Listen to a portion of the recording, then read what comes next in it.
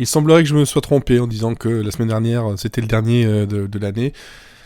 J'avais complètement oublié que ça arrivait ici pour Noël, l'épisode 10 de la saison 45 de Saturday Night Live, avec Eddie Murphy en host, et Lizzo en host musical. Eddie Murphy, juste pour vous donner une idée, la dernière fois qu'il a hosté le Saturday Night Live, c'était il y a 35 ans. C'est juste un an de moins que moi. Hein. Ça fait un petit moment quand même.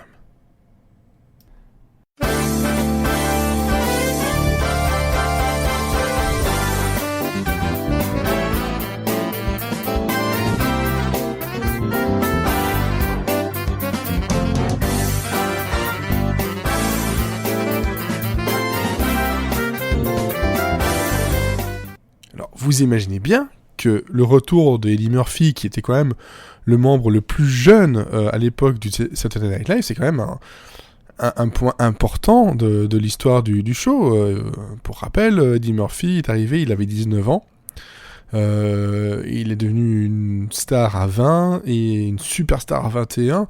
Et puis ça a explosé avec des hauts et des bas, certes, mais en tout cas, voilà, c'est un des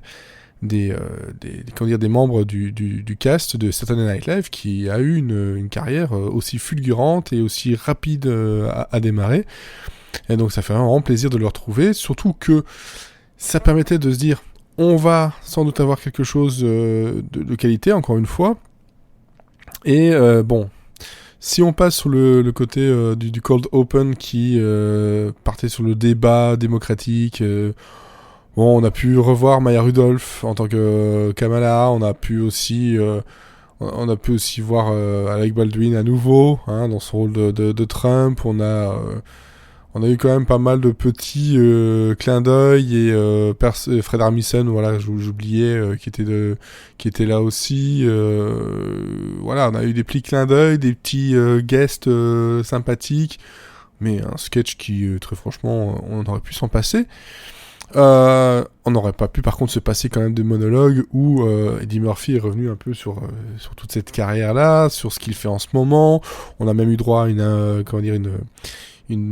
parodie, une imitation de Bill Cosby en disant qui aurait cru que 30 ans plus tard je serais papa 10 fois et que Bill Cosby serait en prison. Voilà, un petit pic lancé comme il faut, et puis il est vite rejoint sur scène par Dave Chappelle, Tracy Morgan, Chris Rock et Kenan Thompson, voilà, pour vraiment les membres les membres du SNL, membres afro-américains. Et ça faisait vraiment plaisir de les revoir tous là en même temps, faire ce monologue. Donc franchement, c'était vraiment très très très très cool.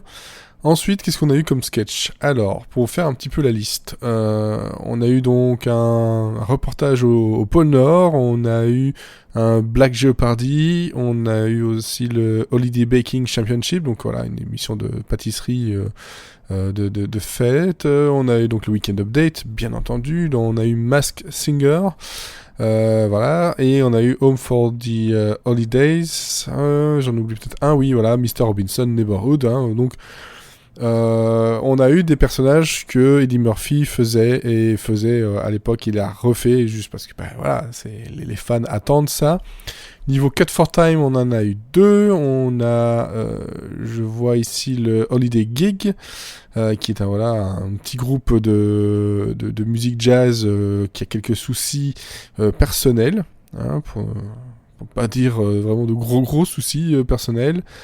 Et je pense qu'il y en avait un autre avec Eddie Bryant qui essayait de devenir la meilleure pote, voilà, c'est ça, Eddie Bizzo qui devenait la meilleure pote de Lizzo en se comportant justement comme elle, en acceptant sa sexualité, ses rondeurs et, comme elle dit, son gros cul. Voilà, donc c'était assez spécial. Pas mauvais, mais c'est vrai que Cut for Time, on peut comprendre un petit peu. Sinon, on a eu donc, moi dans mes préférés, comme ça je commence directement par ceux que j'ai préférés, le Weekend Update était vraiment un de mes préférés pour l'instant cette saison, parce que on a eu Janine Pirro par Cecily Strong qui se termine on va dire en bain de vomi de vin, Donc c'était assez gênant, surtout pour Colin Jost. On a eu Pete Davidson qui est venu faire quelques mots sur le impeachment, sans vraiment faire de mots sur le impeachment. On a eu aussi donc Eddie Murphy qui est venu dans son rôle de Gumby, voilà, espèce de mascotte verte bizarre qui est venu un peu foutre le dawa dans ce Weekend Update. Et alors, comme on arrive les fêtes de fin d'année, on a le Christmas Joke Swap, et en gros c'est les blagues que devait dire Michael Che, c'est Joe qui les dit et inversement, et ça nous laisse des petits moments un peu gênants comme ils savent le faire tous les deux. Et franchement un très très très très bon Weekend Update où j'ai vraiment beaucoup ri. Sinon, qu'est-ce que j'ai bien aimé dedans? Le Holiday Baking Championship est quand même un des meilleurs parce que c'était la foire aux horreurs dans les pâtisseries avec un côté un peu Evil Dead. Non, franchement, très drôle, et on ne s'attendait pas du tout à ce genre de choses, surtout le gâteau de Eddie Murphy.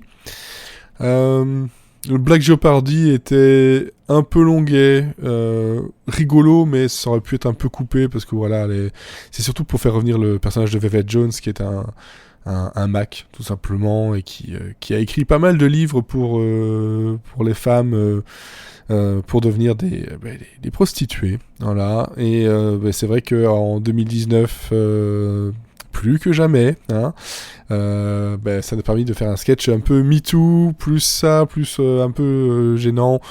Il y a des moments très drôles, des moments un peu moins. Le North Pole News Report, moi j'ai trouvé ça très drôle parce que voilà, c'est Eddie Murphy qui est interviewé en tant que personne qui ne veut pas dire son nom. C'est des elfes qui font un reportage parce qu'il s'est passé quelque chose dans la fabrique qui est en feu. Il y a eu des attaques, et surtout le Père Noël est perdu. On ne sait pas où il est. Vraiment un reportage très drôle, très fun, très rapide, tout ce qu'il fallait, et puis le final est savoureux. Mr. Robinson, c'est aussi un autre personnage de Eddie Murphy, où là, il raconte que voilà, comment il a fait pour rester dans cet appartement alors qu'il a la gentrification, et donc tout un tas de blagues justement par rapport à une personne, une afro-américaine qui est restée dans un quartier qui est devenu très très très très blanc. Ça commençait vraiment bien. Par contre, dans les trucs un peu moins fun, je pense que le Cut for Time Holiday Gig, c'est si rigolo 5 secondes de voilà, les blagues sur les problèmes personnels entre chaque membre du groupe. On a aussi un personnage qui est un peu laissé de côté, qui finalement n'aurait pas été là, c'était pareil. Tout ce qu'on a pu avoir comme blague sur lui, c'est que est-ce que tu es juif? Bon, on s'en passe. Le Masked Singer, ça permet de revenir encore à un autre personnage qui est Buckwheat. Buckwheat, c'est un personnage connu de Eddie Murphy. C'est vraiment la fête aux fans de Eddie Murphy. Ça, je vous le dis tout de suite. Si vous n'aimez pas Eddie Murphy, ne regardez pas du tout cet épisode-là. Si vous adorez ou si vous aimez un petit peu, vous allez vraiment vous régaler.